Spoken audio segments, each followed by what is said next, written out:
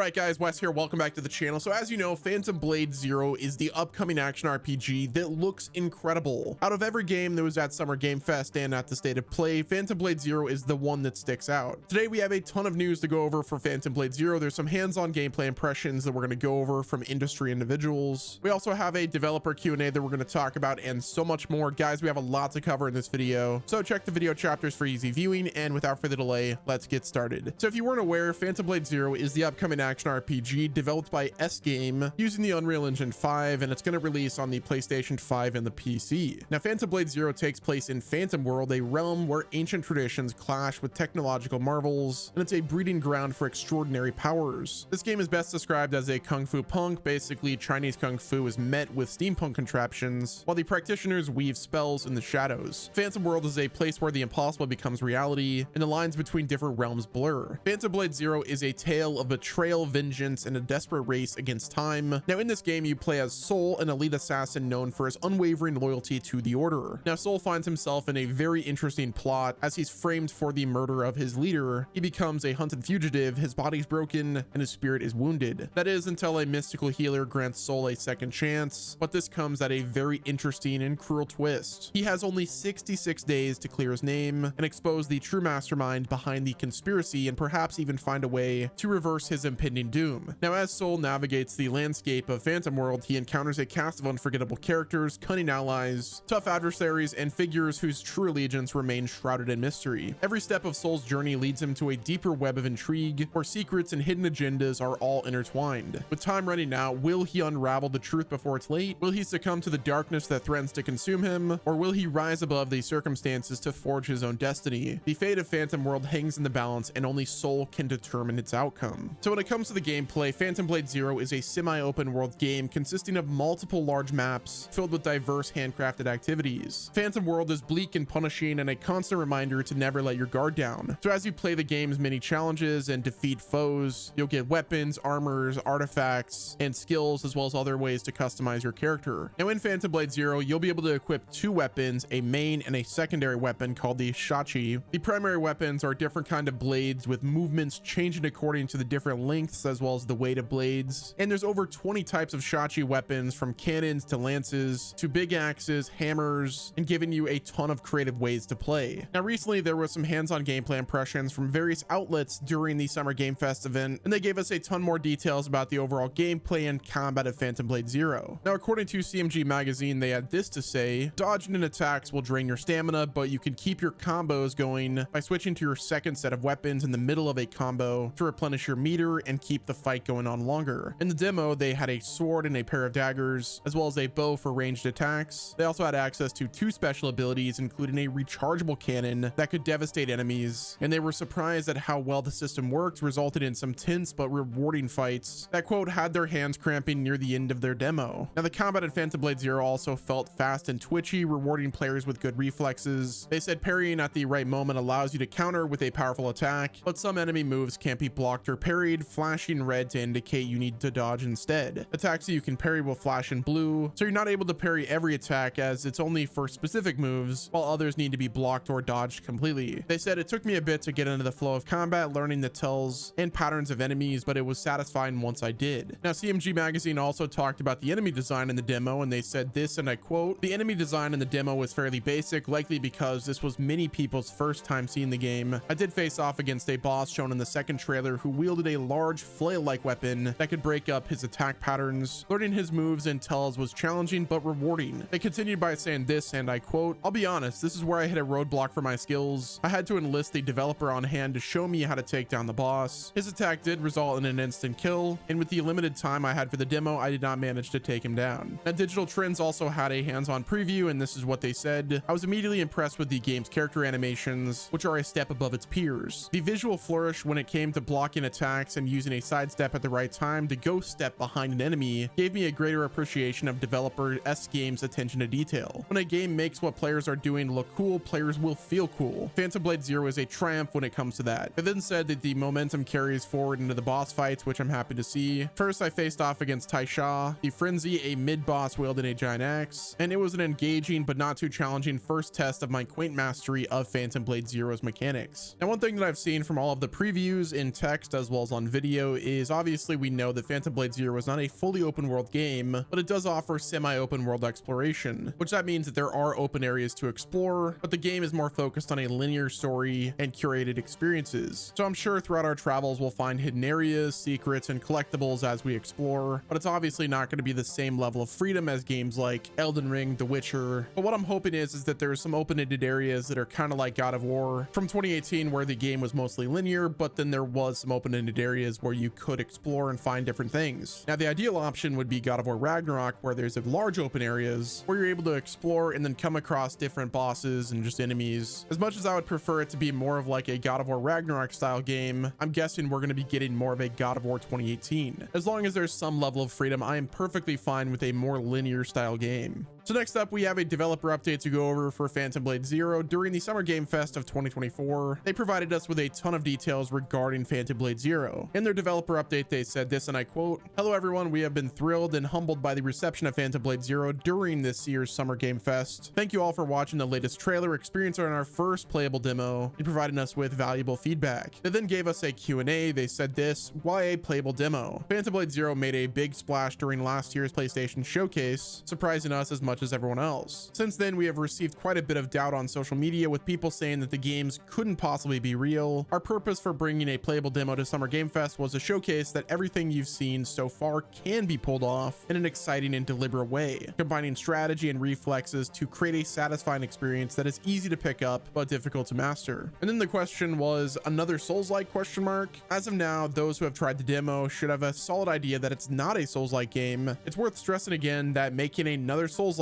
was never a part of the plan. We want combo-driven, heart-pumping combat that is hectic, rewarding, and exhilarating. We did take inspiration from Souls-like games such as multi-layered maps, multiple approach paths, and hidden nooks and crevices, but the similarities stop there. There will be difficulty options, and you won't have to face respawn mobs after you die or interact with checkpoints. They then talked about the release platforms. They said, "We've noticed that some press outlets are calling Phantom Blade Zero a PlayStation exclusive, which is not true. S-Game is an independent developer, and there's no exclusivity deal at this time. In addition to PlayStation 5, we're releasing it to PC as well." Next up, they talked about an online demo. They said, "This demo we're providing is offline only. We're really sorry about the disappointment and beg for your forgiveness. Dear eager gamers who are reading this, the unvarnished truth is that the demo simply isn't ready for testing on a large scale. At Summer Game Fest, we have already seen some frame rate issues and occasional crashes. The demo is ready for testing in a controlled environment. We will get to find out what the issues are without being overwhelmed by feedback, so we're taking this step for now. We'd prefer tackling the problems early in the development process instead of releasing something hastily and having it blow up in the players' faces. Please kindly bear with us a while longer so we can get a solid demo ready for the general public." Now, recently there was a developer interview that I want to go over that gave us a bunch of information regarding the game's development and a ton more details. So they said, "We commenced development in 2022. The core gameplay and basic system framework had been completed now, and the next step was to fill the content. Release date is still a while off." They then received investment money from Tencent, the same as Black Myth Wukong. In March of 2023, we met a friend in San Francisco who works for Sony. He was very excited when watching the gameplay video and recommended us to Shuei Yoshida and Christian Svensson, and they were very excited as well and asked us if they wanted to show it at the showcase. They then continued by saying, "Sony gives us a lot of support both on the development side and the marketing side, and the consoles and some demo events are all provided by them. The development costs are $28 million, with full development costs expected to be $55 million. They then said that gamers will be able to play the game without having played any of the other PB titles, and the main story is about 20 to 30 hours long with multiple endings and many side content and exploration. They then said that the three sources of inspiration for Phantom Blade Zero were Metal Gear Rising: Revengeance, Sifu, and Bloodborne. And then they also noted that From Software's art director is now working at S-Game, an individual from Hong Kong named Michael who influenced the art style of Demon's Souls and Dark Souls 1. He was previously involved in outsourcing works and is now officially a part of our studio." And finally, they said their three favorite games are Bloodborne, Ninja Gaiden 2, and Vagrant Story. Like I said before, from everything that we've seen about Phantom Blade Zero, this game seems like it is the real deal. I can't wait to try the game out via a demo. Hopefully we get that announcement soon. And honestly, the fact that this game is inspired by Ninja Gaiden and Bloodborne, on top of Shuei Yoshida excited for the game, this only gets me more pumped about this game. But yeah, guys, that's gonna wrap it up with this video. Let me know what your thoughts are in the comment section. Do me a favor, hit the like button if you've enjoyed this video. Subscribe to the channel with your notifications turned on so you're not missing out on any future gaming news. And until next time, this has been Wes, and I'll talk to you guys again soon.